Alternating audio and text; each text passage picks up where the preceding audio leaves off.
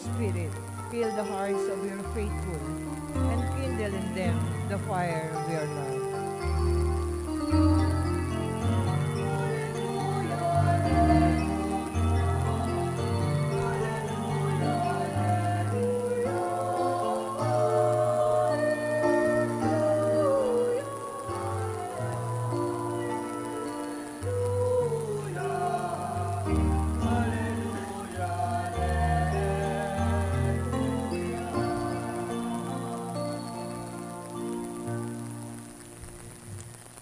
The Lord be with you. And with your spirit.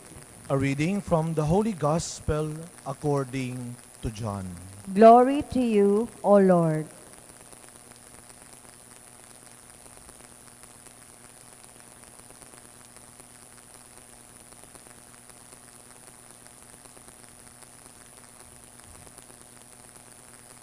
On the evening of the first day of the week, when the doors were locked, where the disciples were for fear of the Jews, Jesus came and stood in their midst and said to them, "Peace be with you."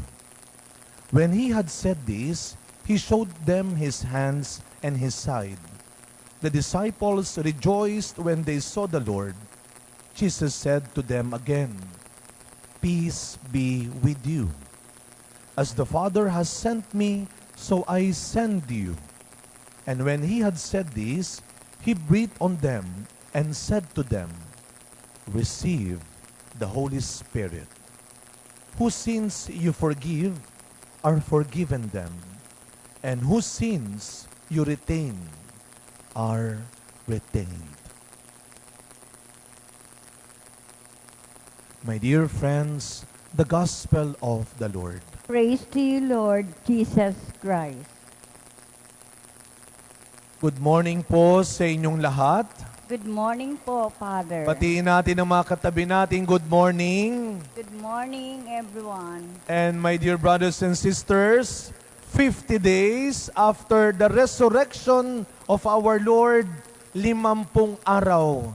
Ngayon ay pinagdiriwang natin ang una at pinakadakilang biyaya ni Kristong muling nabuhay, ang biyaya ng Espiritu Santo. Kaya bilang isang bayan ng Diyos, sabay-sabay nating pasalamatan at palakpakan ng Panginoon sa biyaya ng Espiritu Santo, mas malakas na palakpak para sa Panginoon. At sabihin sa katabi, Happy Feast Day! Piyesta ho ngayon ng buong simbahan. Hindi ho natin, baka sabihin nyo, baka, Father, August 15 pa tayo.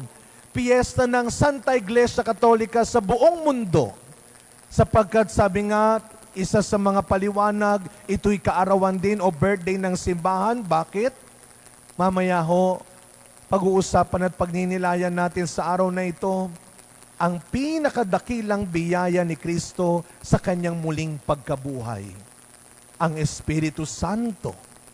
Siya ang ikatlong persona ng iisang Diyos.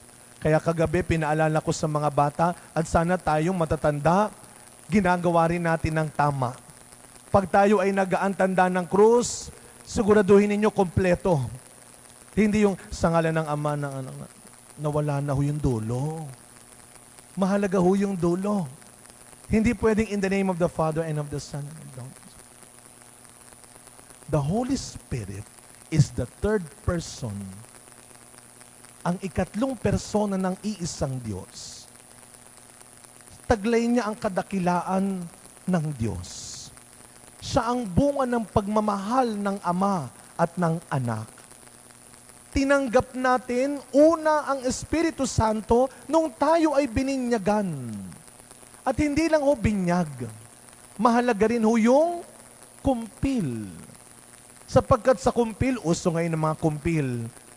Sa kumpil, pinalalakas tayo ng Espiritu Santo. Nung bininyagan tayo, tinanggap natin ang Espiritu Santo upang linisin din tayo sa kasalanang minana natin. At upang tayo ay maging tunay na miyembro ng simbahan ni Kristo. Pero ganun pa man, alam ng Diyos, Nung tayo ay bininyagan, pag tayo nangungumpisal, pag tayo nagsisimba, hindi naman pagkatapos nun, pag uwi mo, ikaw na ang pinakamabait sa barangay ninyo. Ikaw na ang pinakamabait na anak. Ikaw na ang pinaka-ideal na asawa. No. Pero hindi ibig sabihin nun, wala na tayong pag-asang maging mabuti pa. Kaya meron tayong Espiritu Santo nung tayo ay kinumpilan. Dapat to, nakumpilan na tayo. Kaya nga bago ikasal, may kumpil. Requirement ang kumpil sa nagpapakasal dahil nga hindi biro ang pagpapakasal. Para makaya mo ang pinapasok mo, kailangan mo ang Espiritu Santo. The Spirit of the Lord will give us the courage, the strength to follow and to serve Him. Kaya nga sabi ni Kristo, huwag kayong mag-alala. Bago siya bumalik, bago siya umalis, anong sabi niya? Hindi ko kayo iiwang nag-iisa. I will never abandon you. Hindi ko kayo pababayaan. At sabi niya, kailangan kong umalis para dumating ang patnubay, ang Espiritu Santo. At siya ang mananatili hanggang huli.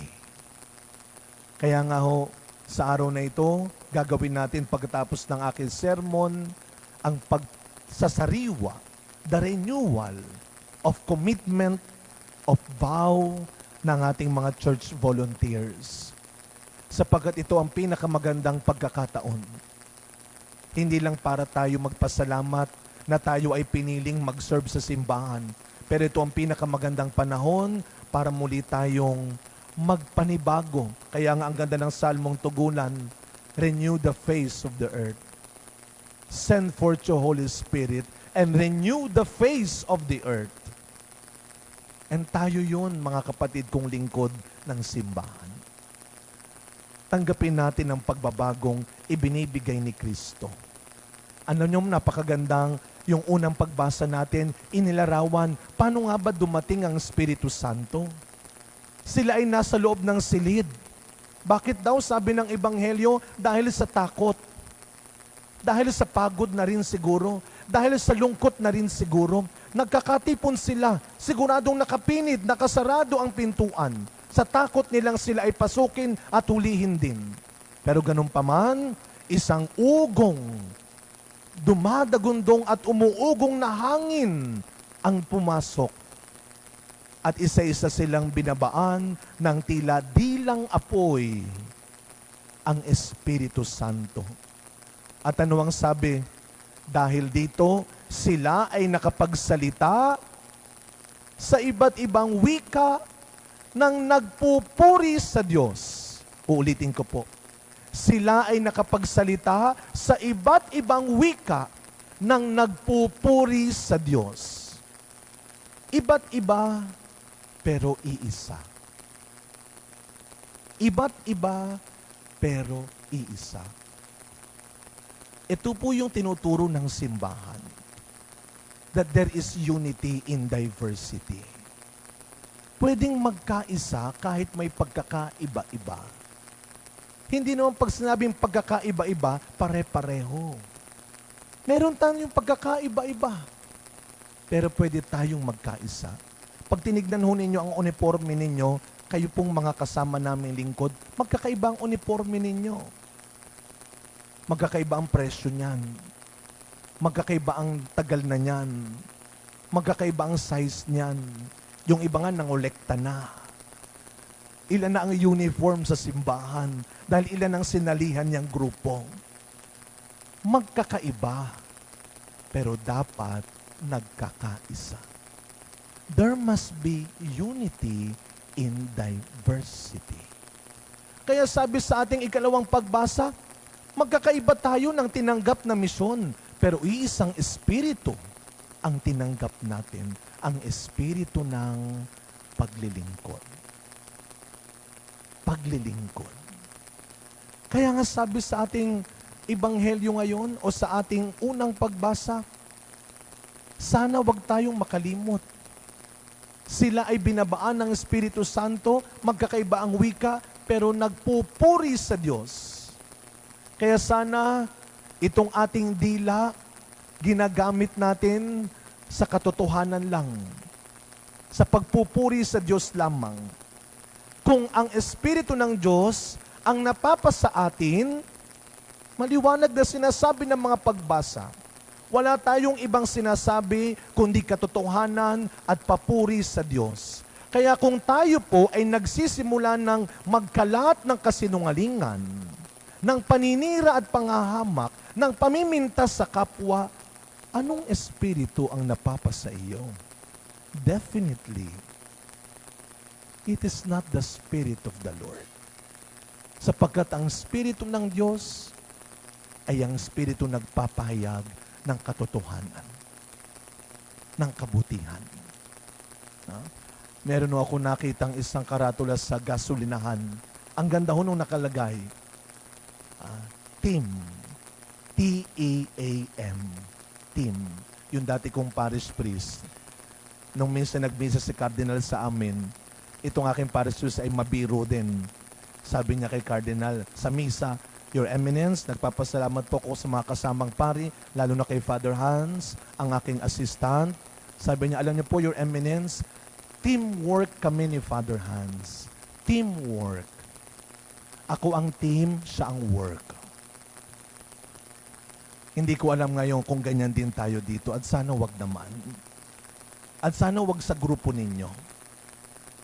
Ano yung sabi nung team na nabasa ko sa gasolinahan, acronym ng team, T-E-A-M, Together, Everybody Achieves More. Together, everybody achieves more. Ano ang turo sa atin ng Espiritu Santo? Pag-isahin tayo. Sa pamilya natin, sa community natin, sa barangay natin, sa ministry natin, sa simbahan natin, magkakaiba tayo. Pero kung taglay natin ang Espiritu Santo, hindi imposibleng magkaisa pa rin tayo. Kaya sa pagpatuloy ng ating pagdiriwang, mga kapatid, isinisilang ang biyaya ng pagkakaisa ngayon. Kahit meron tayong pagkakaiba-iba, isinilang ang simbahan ni Kristo ng nagkakaisang magkakaiba. At ito po ang idasal natin. Ipanalangin natin ng sama-sama. Hindi lamang po ang ating mga lingkod na magre-renew ng kanilang pangako. Ipagdasal po natin ang bawat isa. Ang Our Lady of the Assumption Parish ay hindi lamang po binubuo ng pari, ng PPC, ng ministry. Ito'y binubuo ng bayan ni Kristo. At ang bawat isa sa atin ay miyembro ng katawan ni Kristo. Sama-sama, sabay-sabay, kasama si Maria. Kahit magkakaiba, magkaisa tayong nagpupuri at naglilingkod sa Panginoon. Amen.